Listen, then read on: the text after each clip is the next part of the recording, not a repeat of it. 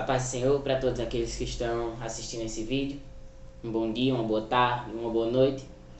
Eu não sei em qual momento você vai ter tempo de assistir esse vídeo, mas antes de entrarmos na mensagem, vamos fazer uma oração. Senhor nosso Deus, eterno Pai, nesse momento, qualquer que seja ele, nós separamos esses breves minutos para Ti, Jesus. Então nós te pedimos, fala conosco através da Tua palavra. Que essa palavra ela possa queimar em nossos corações constantemente. Que nós possamos estar atentos a ouvir a Tua voz. É isso que nós te pedimos e já te agradecemos. Amém. Esse primeiro vídeo, essa primeira mensagem, ela vai fazer parte de 30 outras, que é o projeto que foi inspirado pelo Espírito Santo ao nosso presbítero Sandro. E esse primeiro momento, o Senhor, Ele quer falar conosco sobre que nós não podemos mais esperar.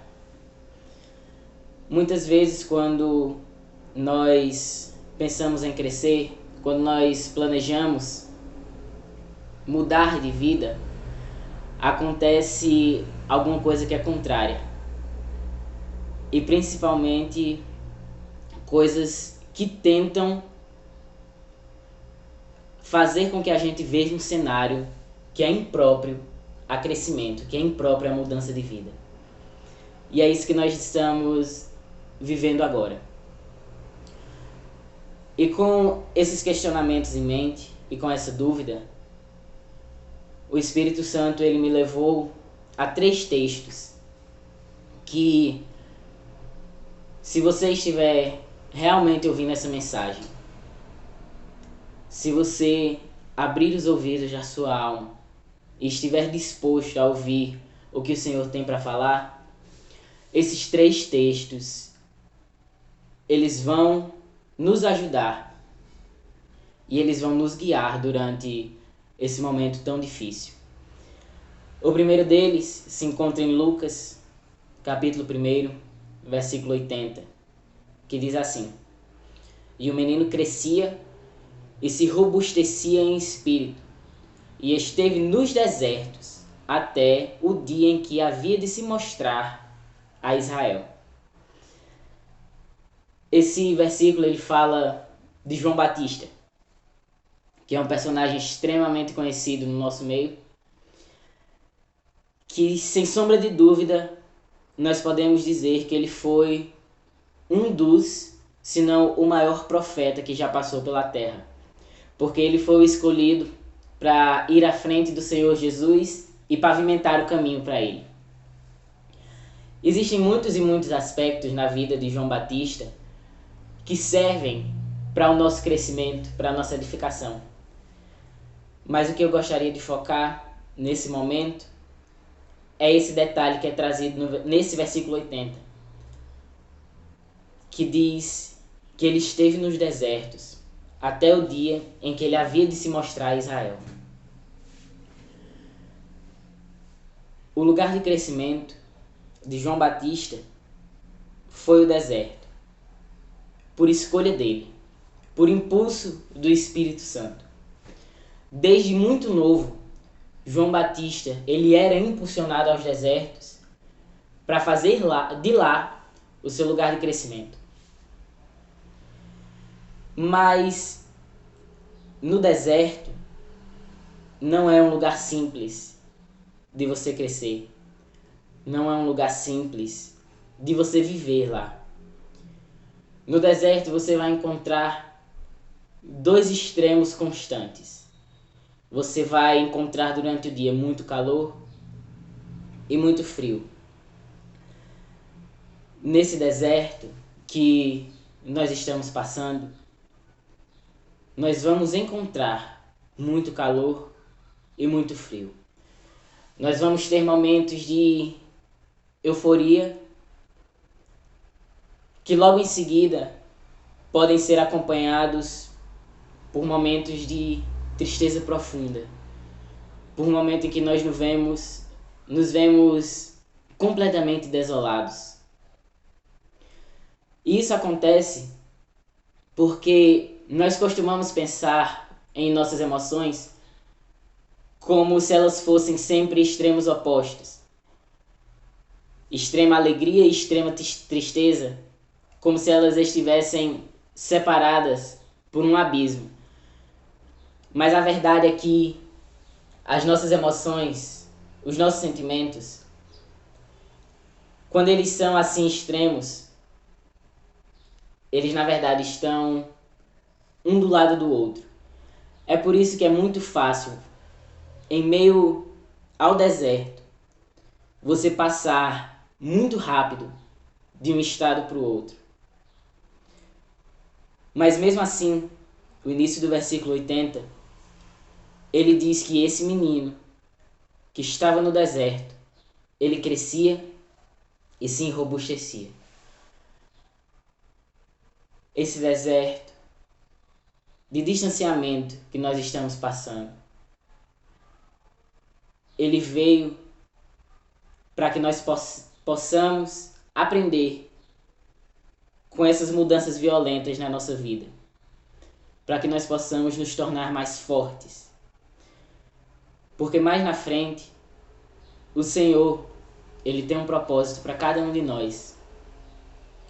E para que nós possamos chegar nesse propósito, nós precisamos ser fortes. Quando eu continuei lendo, a segunda pergunta que me veio à mente foi: por que o deserto? Por que o deserto foi escolhido pelo Senhor e por João Batista como um lugar de crescimento? Aí a resposta, ela veio logo em seguida. Porque no deserto é um lugar que nós estamos desprovidos de celeiros. O que isso quer dizer? Quer dizer que no deserto nós temos que lutar todos os dias pela nossa sobrevivência. Nesse lugar nós temos que buscar todos os dias aquilo que é necessário para passar por mais uma noite. Quando nós não temos celeiros, nós ficamos completamente à mercê de Deus. Quando nós não temos celeiros, nós somos forçados a aprender que é somente no Senhor que nós podemos depositar a nossa confiança. E em nada mais. A primeira lição que nós temos que aprender, se já não tivermos aprendido nesse contexto,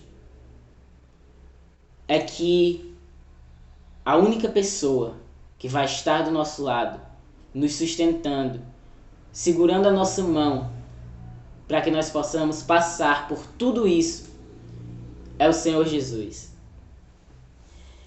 Outro detalhe muito importante dessa jornada de João, que nós temos que trazer para a nossa vida, que nós podemos aprender, é que essa jornada que ele fez no deserto, ele estava sozinho. Ele estava desacompanhado de qualquer outra pessoa. E por que isso é tão importante? Porque quando você está sozinho, quando você não tem nenhuma outra pessoa para segurar na sua mão, para passar por esse momento difícil, é aí que você aprende a ter a sua própria experiência com Deus. É aí que você é obrigado a construir a sua própria história com Deus. E por que isso é tão importante? Porque é tão essencial que nós tenhamos a nossa própria história com Deus, as nossas próprias experiências. Aí nós entramos no segundo texto,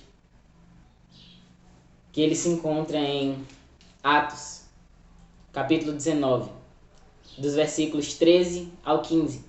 Dizem assim: E alguns dos exorcistas judeus ambulantes.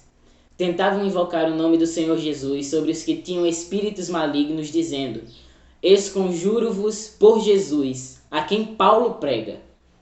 Os que faziam isso eram 7 filhos de Seva, judeu, principal dos sacerdotes.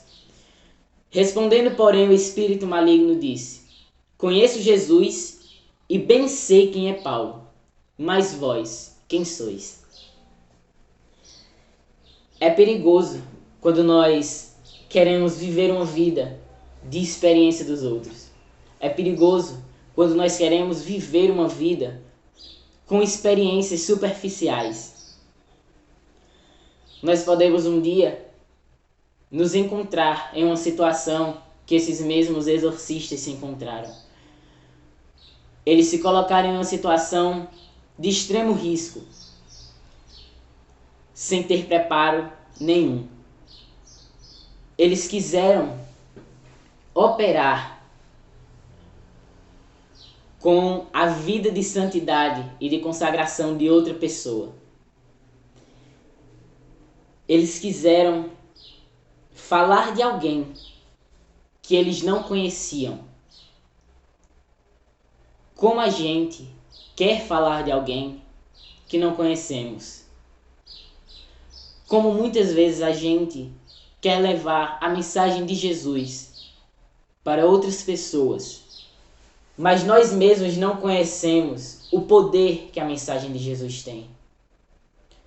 Como muitas vezes nós queremos falar do poder de transformação que a palavra de Jesus tem, que o poder de Jesus tem, se nós mesmos não conhecemos esse poder, se nós mesmos não fomos transformados por essa palavra.